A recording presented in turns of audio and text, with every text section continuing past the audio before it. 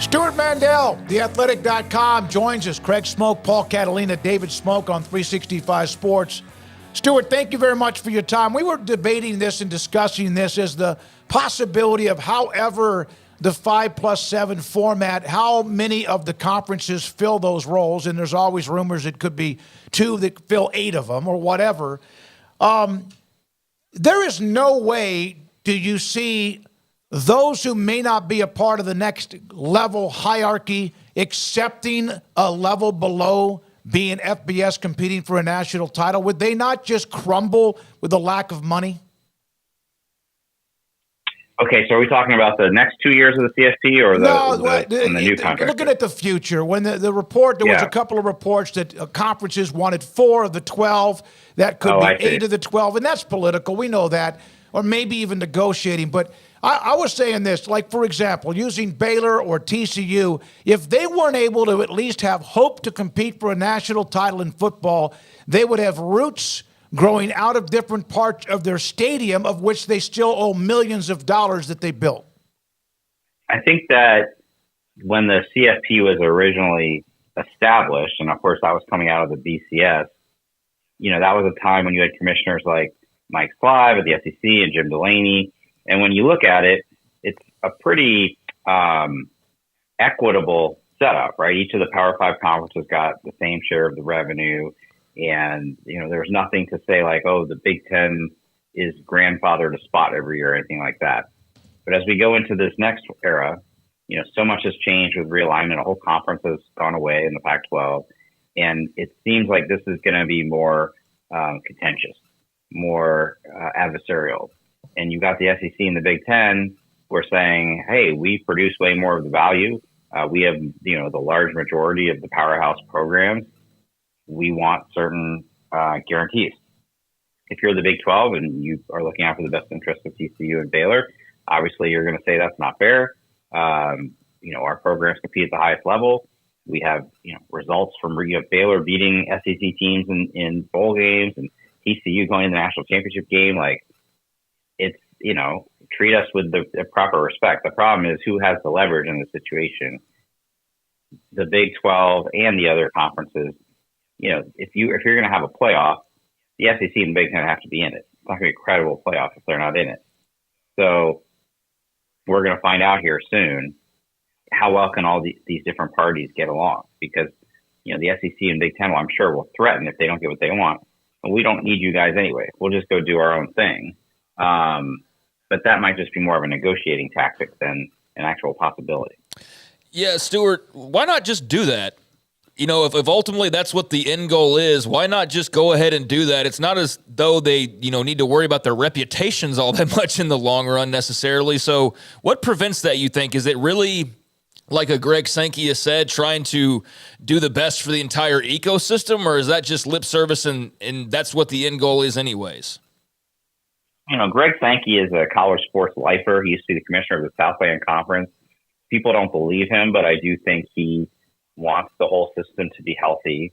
And, it wouldn't be healthy for college football if you didn't have a true now. It would be like we were turning back the clock to 1997, right? Mm-hmm. Everybody in the country should be part of the same playoff. And look, historically, it would just work out probably that the SEC and Big Ten would have the majority of the slots, but at least if you're in other conferences, you go into the season knowing you've got a shot.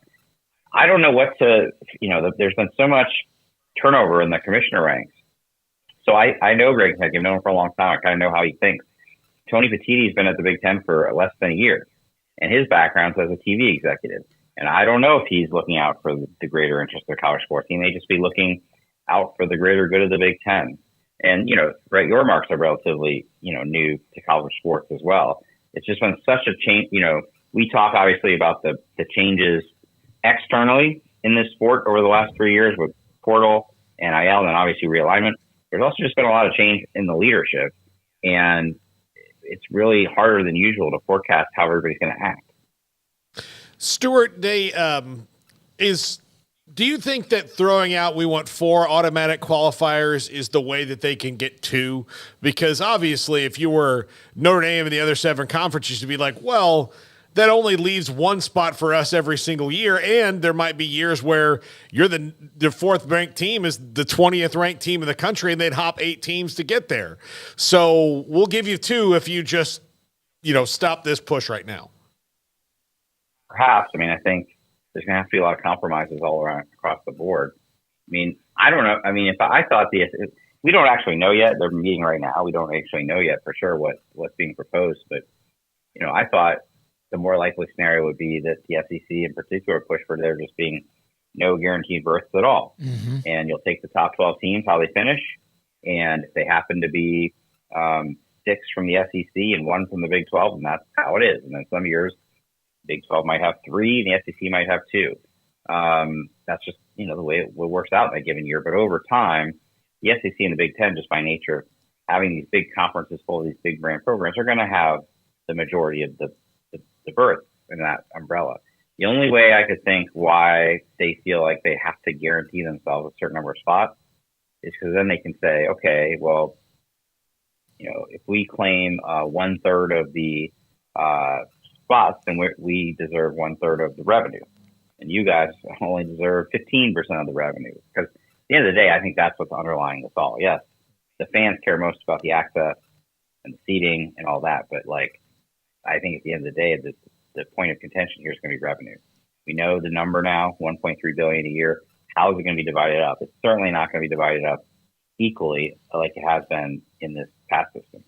Yeah, I think that even the non-larger 2 conferences may take less money. I'm not saying they would accept that, but they'd maybe okay, but not give up the number of teams just because. We brought this up earlier. Stewart Mandel, theathletic.com, is if you, in fact, give a conference 4 automatic or at-large automatic bursts, it would be automatic burst, conference champion or not.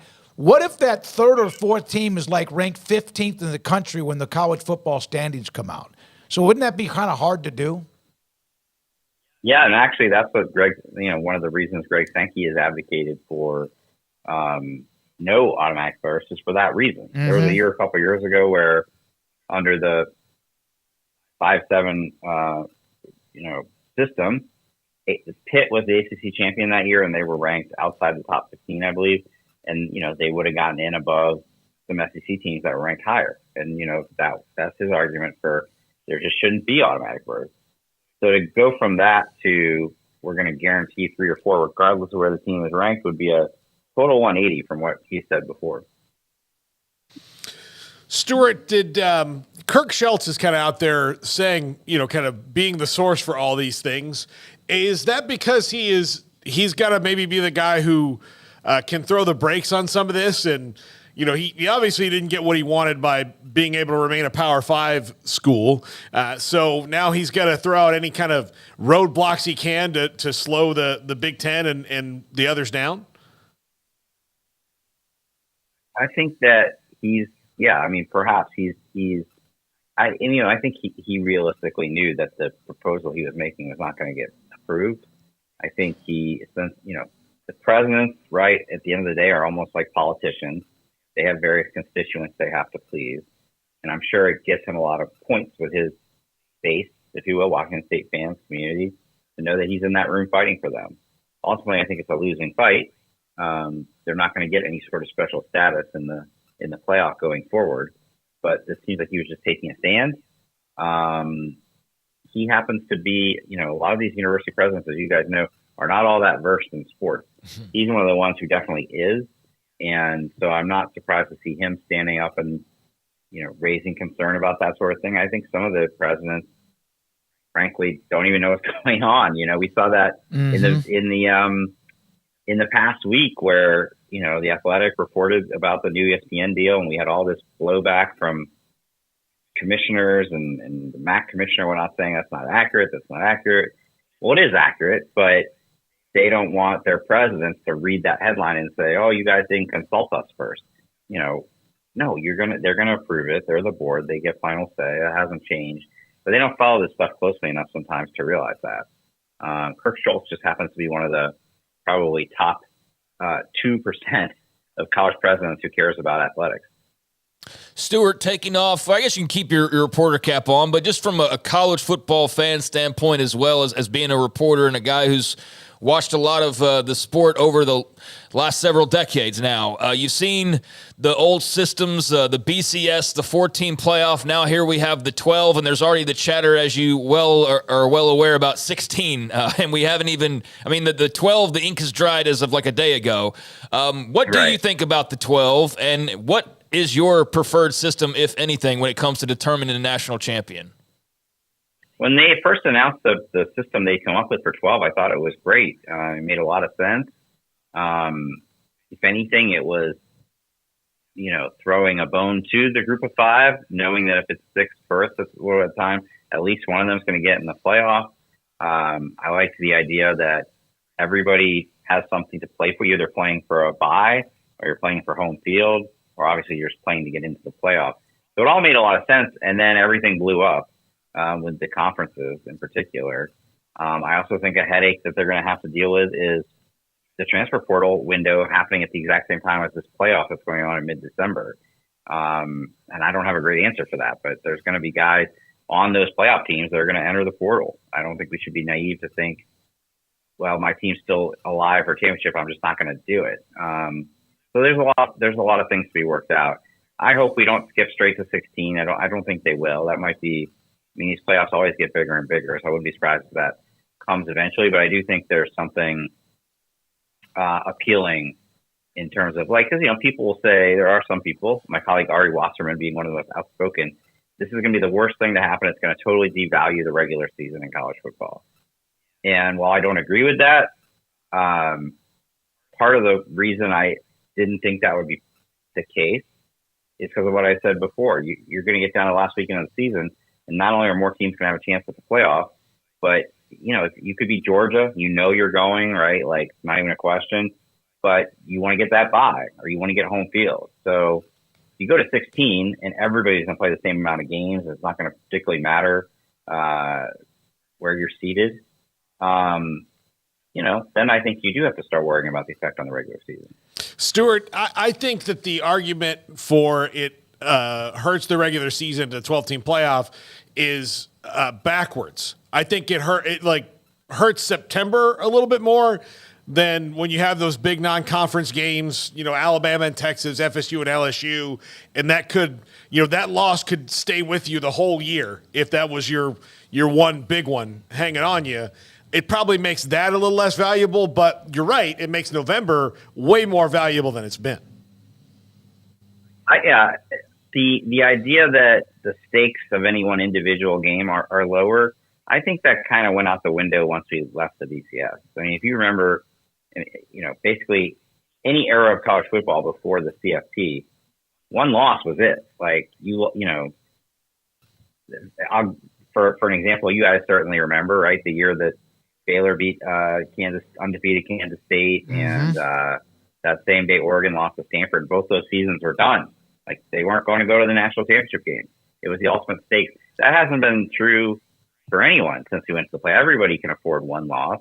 You can't afford 2, but everybody gets a mulligan, and that's obviously going to be the case still in the 12-team playoff. But like you said, I think one of the main reasons we're going to this is that you got to November and it was 7 schools playing for 4 spots. Not a lot of suspense. Last year actually ended up being an exception to that. So yeah, more teams are going to be playing in November and into early December with a shot at the playoff. Not just the obvious names. I got to imagine a lot of people are going to be watching. If it's for last year, a lot of people are going to be watching Liberty the last weekend of the season to see if they're going to make it into the playoff. So I think it's better for interest across the board, across the sport, which is why when we start talking about, I don't actually think the SEC is going to get 4 automatic spots. That might be a negotiating tactic. But if they did, it would be like all of this what we've been talking about for 3 years, and adding interest to the season and giving everybody else hope would just go out the window. Stewart, last thing for me, and we appreciate your time. Stewart Mandel, theathletic.com. On the television deal that ESPN apparently is the lone wolf in the room, that they're going to get it. It's just a matter of how much anything is ever confirmed and finalized. Do you know if they're disappointed on how much they might actually get in all this? Or college football leaders disappointed in how much they'll get from ESPN, or is it about what you thought it would be? I think that at the time they announced it in 2021, it was kind of at the peak of the sports TV market. The Big Ten deal, I think, was like a 200% increase in the span of 6 years. So yes, at the time, I think they would have expected more. But everybody realizes it's softened since then. I think what caught them by surprise the most was that people didn't value the first round games that much. We're adding, here you think, okay, we're adding 4 more games, meaningful games to the postseason, and theoretically anybody could have gotten them in the current season, and there just wasn't that much interest in them, or certainly not a lot of interest in. If you're Fox, you get some of those games, and then that's it. You're not part of the rest of the playoff. So that kind of gave ESPN a leg up, where they were the only ones that wanted those games. They had first right of refusal on those games. But of course, smartly, they said, we'll pay you for this if we get an extension. So I think it was kind of a ripple effect, right? You've already got companies that aren't spending as much as they used to, and there wasn't as much value as they thought in first round games, and probably pushed down the total number they could get. It's still a lot of money. Let's not $1.3 billion is a lot of money, and it's a lot more than what they were getting in the previous deal. But I think, at the time they announced it, there was talk of maybe doubling or tripling their take from the previous deal, and that just didn't end up happening. Stewart, thank you for your time. A lot of things. College football is a daily deal, sometimes multiple stories in one day. Thanks for your time. Stewart Mandel, theathletic.com.